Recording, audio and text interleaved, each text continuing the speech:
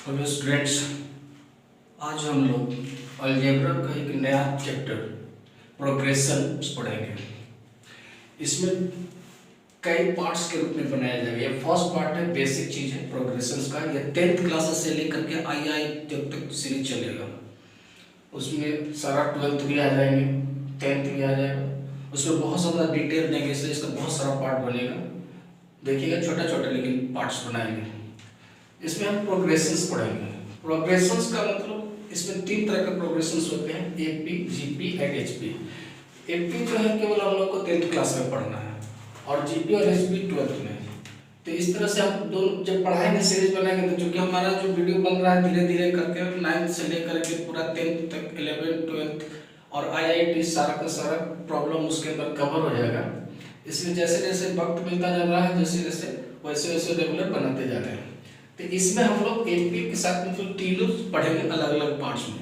ये बेसिक चीज है जिसका टर्म्स की जरूरत पड़ेगा इन सभी चीजों को बनाने के लिए। उन टर्म्स के बारे में बारीकियों से थोड़ा समझिएगा। अगर टर्म्स को अच्छे से नहीं समझिएगा तो फिर इसका जो प्रॉब्लम्स आ गया है वो कल दिक्कत हो जाएगा। इसलिए पहले देख लेते हैं। बेसिक टर्म्स में हमारा 3 बातें आती है सामने। एक होता है सीक्वेंस, दूसरा होता है सीरीज, तीसरा होता है प्रोग्रेशन। ये सीक्वेंस क्या होता है? कहता है successions of numbers formed according to some definite rule is called sequence। कहता है जब नंबर का एक ऐसा अरेंजमेंट जिसमें एक निश्चित रूल के हिसाब से, एक डिफरेंट पैटर्न के आधार पर उसको बैठाया गया है, तो वो सीक्वेंस होगा। जैसे देखिए एक एग्जांपल दिया हुआ है कि 1 3 5 7 डैश डैश डैश। तो ये जो नंबर का लिखने का जो पैटर्न दिया हुआ है, एक नया एक अच्छा डिफरेंट रूल पर लिखा हुआ है। जैसे देखिए 1 में अगर हम +2 कर देते हैं तो 3 मिल जाता है। अगर 3 में +2 कर देते हैं तो 5 मिल जाता है। 5 में +2 कर देते हैं तो 7 मिल जाता है। इस तरह से हमको आगे का टर्म भी मालूम है कि हर टर्म में +2 हो रहा है। तो इस तरह से एक डिफरेंट रूल पर लिखा हुआ है। तो इस तरह के अरेंजमेंट को हम लोग सीक्वेंस का नाम देंगे। कहीं भी किसी भी तरह के रहे, अगर सभी में सेम टू सेम नंबर या तो प्लस कर रहा है या फिर माइनस कर रहे हैं, इससे हमको ये पता चल जाए कि आगे का टर्म क्या होगा, तब ये सीक्वेंस होगा। ऐसा अरेंजमेंट को सीक्वेंस बोलेंगे। देखिए उसके बाद आता है सेकंड है सीरीज। सीरीज क्या होता है? कहते हैं sum of all the terms in the sequence. जो सीक्वेंस का जो टर्म्स लिखा रहता है उसी टर्म्स को अगर सम में कर दें यानी प्लस में लिख देते हैं, तो वो सारे व्यवस्था को, इस तरह के अरेंजमेंट को हम लोग सीरीज का नाम देते हैं। जैसे देखिए 1 3 5 7 डैश डैश लिखे थे, तो 1 + 3 + 5 + 7 + डैश डैश डैश। चूंकि ऑलरेडी सीक्वेंस एक पैटर्न पे लिखा रहता है, एक रूल पे लिखा रहता है, तो सीरीज भी रूल पर ही हो जाता है, लेकिन इसका सबमिशन हो जाता है, सब का सब प्लस में आ जाता है, तो ये सीरीज बन गया। अब आता है प्रोग्रेशन। प्रोग्रेशंस क्या होता है? कहते हैं if the term of the sequence are written under the specific conditions then the sequence is called the progression। कहता है सीक्वेंस का सारा टर्म एक खास कंडीशन के तहत लिखा गया हो तो उस सीक्वेंस को प्रोग्रेशन कहेंगे। जैसे यहाँ प्लस करके लिखा गया है, किसी में माइनस करके लिखा जा सकता है, किसी में डिवाइड करके लिखा जा सकता है, किसी में है जो मल्टीप्लाई करके लिखा जा सकता है। तो किसी खास कंडीशन के अंतर्गत लिखा जाएगा तो उस सीक्वेंस को जो है हम प्रोग्रेशंस का नाम देंगे। ये प्रोग्रेशन हम लोग यहाँ 3 तरह के प्रोग्रेशंस पढ़ेंगे इस चैप्टर में। देखिए सबसे पहले तो एक होता है एपी, अरिथमेटिक प्रोग्रेशंस, दूसरा होता है जीपी, जियोमेट्रिक प्रोग्रेशंस, और एचपी, हार्मोनिक प्रोग्रेशंस। ये तीनों को एक एक कर करके हर पार्ट्स में हम लोग पढ़ेंगे। ये बेसिक का फर्स्ट पार्ट हुआ।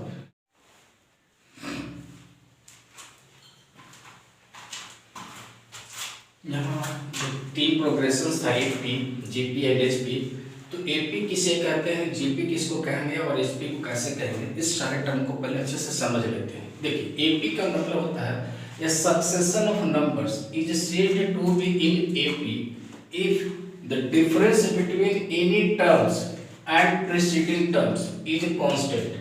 preceding का मतलब होता है पहला जो नंबर लिखे हैं उसके बाद वाला नंबर, जो भी नंबर लीजिएगा उसके बाद वाला नंबर को preceding terms बोलते हैं। preceding term constant, this constant is called common difference CD in AP। अब ये पूरे का क्या मतलब होगा, पूरे जो डेफिनेशन है या लाइन है उसका मतलब ये निकल के आता है कि जब कोई नंबर लिखा हुआ रहता है पी में, ये है कि नहीं है, तो किसी भी दो नंबर को, मतलब एक जो नंबर लीजिएगा वो और उसके पहले वाला नंबर, वो दोनों को अगर घटाते हैं तो घटाने के बाद अगर बराबर आ रहा है यानी कांस्टेंट आ रहा है, हर बार एक ही नंबर आ रहा है, तो समझ लीजिए कि वो एपी है। देखिए एग्जांपल से समझिए, जैसे हम एक एग्जांपल लिखे हैं सीक्वेंस का 1 4 7 10 13 डैश डैश डैश। तो देखिए 4 में से अगर हम 1 को माइनस किए तो 3 आ गया, उसी तरह से 7 में से 4 को माइनस किए तो 3 आ गया, 10 में से 7 को माइनस किए तो 3 आ जाएगा, 13 में से 10 को माइनस करेंगे तो 3 आ जाएगा। कभी भी दो प्रीसीडिंग यानी लगातार दो टर्म को घटाने के बाद अगर एक ही नंबर आ रहा है तो समझ लीजिए कि ये जो ऐसा सीक्वेंस लिखा गया है वो एपी का है। दूसरा देखिए जीपी में, a succession of numbers is said to be in GP if the ratio of any terms and preceding term, इसमें भी आया है preceding terms यानी जो टर्म लीजिएगा वो और उसके बाद वाला टर्म का रेशियो यानी बटा कर देते हैं। बटा करने पर हर बार अगर नंबर कांस्टेंट आता है तो इस कांस्टेंट को हम कॉमन रेशियो बोलते हैं और ऐसे व्यवस्था को जीपी बोलते हैं। एग्जांपल से समझिए, जैसे 1 3 9 27 81 डैश डैश डैश ये चला जा रहा है, सीक्वेंस बनता चला जा रहा है, तो हम कॉमन रेशियो निकालते हैं। 3 में 1 से डिवाइड किए, फिर 9 में 3 से डिवाइड किए, 27 में 9 से डिवाइड किए, 81 में 27 से डिवाइड किए, यानी हर प्रीसीडिंग टर्म को उसके पहले वाला टर्म से डिवाइड किए। डिवाइड करने पर हम देख रहे हैं कि हर बार 3 ही आ रहा है। इसका मतलब ये है कि इसका जो कॉमन रेशियो है वो सब इक्वल आ रहा है, तो ये जीपी का हो गया। नाम ध्यान दीजिए, इसमें कॉमन डिफरेंस यानी माइनस, यहाँ कॉमन रेशियो यानी डिवाइड यानी प्रीसीडिंग टर्म और उसके पहले वाला टर्म दोनों को अगर डिवाइड करते हैं तो आपको जो रेशियो आएगा वो कॉमन रेशियो अगर सब में इक्वल आ रहा है तो ऐसे अरेंजमेंट को आप जीपी बोल सकते हैं। एचपी देखिए, कहता है succession of numbers is said to be in HP if their reciprocals are in AP, यानी एक ऐसा सीक्वेंस दिया हुआ रहे और उसका अगर उल्टा कर दे यानी रेसिप्रोकल कर दे तो सारा का सारा सीक्वेंस जो है वो चला जाए आपका एपी में, तो समझ लीजिए कि वो एचपी का केस है। यानी इनडायरेक्टली आप समझ लीजिए कि एपी और एचपी दोनों एक दूसरे का रेसिप्रोकल का रिलेशन है, यानी एपी जिस सीक्वेंस में लिखा हुआ है उसको अगर रेसिप्रोकल कर देते हैं तो आपका एचपी में चला जाएगा, या एचपी में कोई दिया हुआ है उसका रेसिप्रोकल कर दीजिएगा तो आपका एपी में चला जाएगा।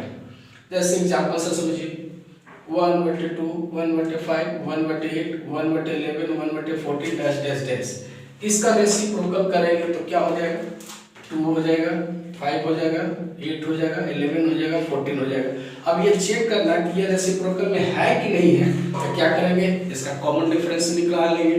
कॉमन डिफरेंस करेंगे, 5 में से 2 जाएगा 3, 8 में से 5 जाएगा 3, उसके बाद 14 में से 11 जाएगा 3, यानी देख रहे हैं कि कॉमन डिफरेंस सबका सेम आ रहा है। इसका मतलब जो है ये केस एपी का है और इसका रेसिप्रोकल किया गया है, इसलिए एचपी का केस हुआ।